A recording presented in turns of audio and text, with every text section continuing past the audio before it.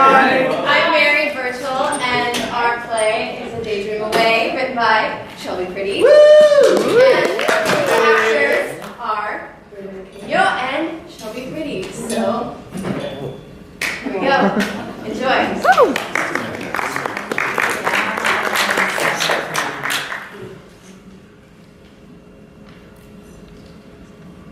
The dictionary definition of love is an intense feeling of deep affection. And you know, I thought I was in love with a ton of girls. Until I met my wife. You know that feeling that you get when Frank Sinatra's The Way You Look Tonight comes on? That's what it felt like every time she walked into a room. And you know, the first time I saw her walk into a room was at Freddy's in St. Louis, and when I saw her, I thought my heart was going to implode. And after a night of climbing over guy after guy just to get a word in, I finally convinced her to come home with me. And since then, she's proved herself to be the strangest person I've ever met. And I fucking love it. You know, that author, Joan Picotte, once said, you don't love somebody because they're perfect. You love them in spite of the fact that they're not. And the Lord knows that she has her issues, but she's so much more than perfect. Falling in love with her was so easy. Babe, did you just call me easy? No, I was talking about the time No, you called me easy, didn't you? Honey, you being easy was the only reason I wanted to go on a second date with you. You're awful, you know that? If I'm so awful, then why'd you marry me? I married you because you're a jackass. Oh, that's nice. You know I'm right. Actually, you know what? Do you remember our honeymoon and that cruise we went on? Oh, come on, that's so No. You bet everything that we had on a shuffleboard tournament. Full of old guys who were there for some fucking shuffleboard convention. Everything that we had, and you've never taken a shuffleboard lesson. Okay, you seem to forget that I won that tournament. No. You're missing the point here. The point is that you are a huge jackass. Honey! In the first place. The money that I won from that helped us put a down payment on this house. And it helped you pay off your student loans to get your master's degree.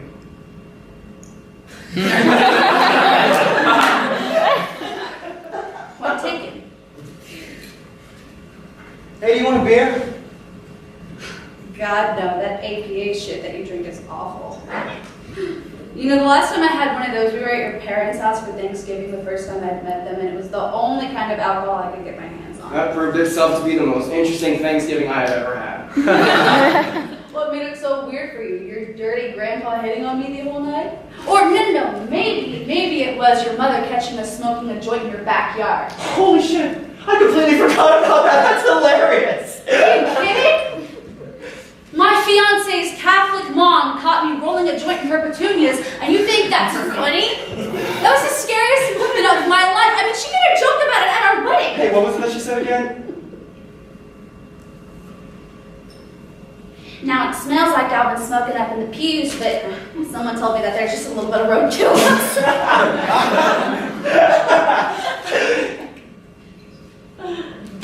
God. You look so beautiful at our wedding. Flattery is appreciated, but we both know I look like a pastry. You know, I let your mom pick my dress so that I could make up for pulling it. You could have worn a paper sack on your head and you still would have been the prettiest woman.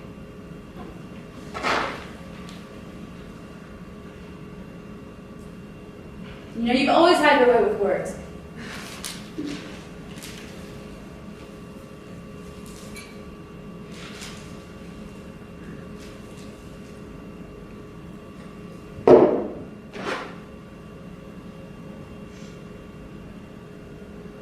So why'd you do it? You seemed so happy. I mean, I thought that things were going well for us. Eric. We seemed happy. Why did you kill yourself?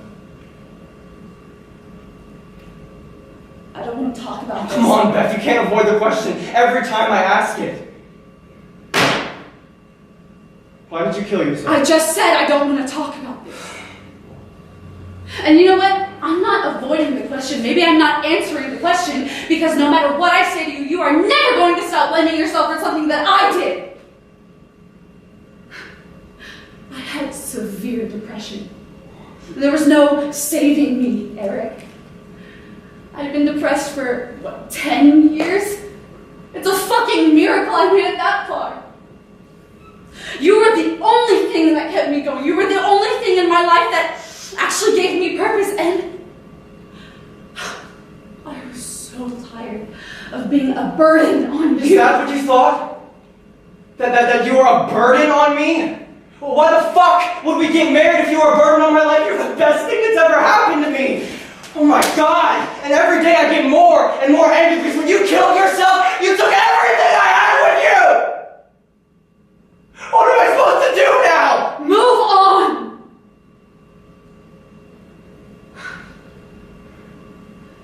Eric, someday, you're gonna find someone. Don't start that bullshit with me. Won't you just shut up and listen to me? You're gonna find someone so incredible. Someone that you don't have to skip work for because they're feeling too tired or sad to even be able to take care of themselves. Someone that your mother's actually going to like. Someone that can give you a family. Someone that can give you your life back.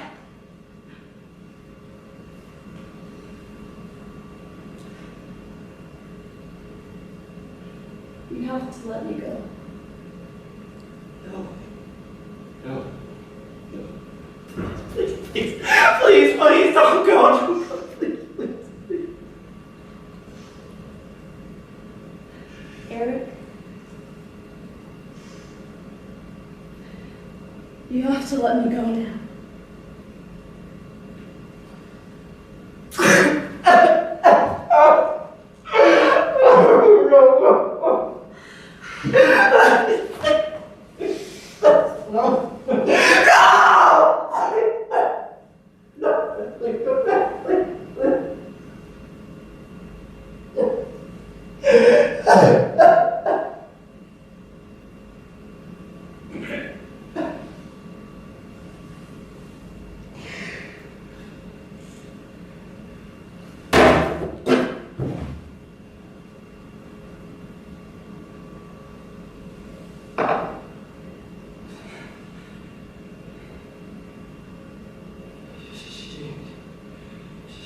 She died on October 15th.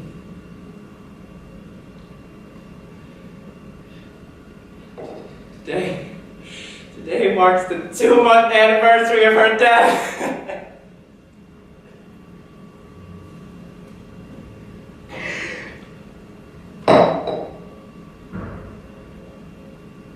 She was my dictionary definition of love. I love her unconditionally. No. Sometimes like she wasn't even sick. I mean, it would hit her out of nowhere, and I didn't give a shit about her issues because to me, her depression didn't define her. I just wish I could have done something to save her. I just wish I could feel what it was like to watch her walk in the room one last time. Someday, when you're off and alone, and the world is cold, I will feel a glow, just thinking of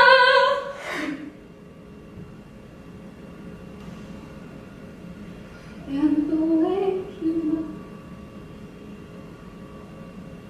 tonight.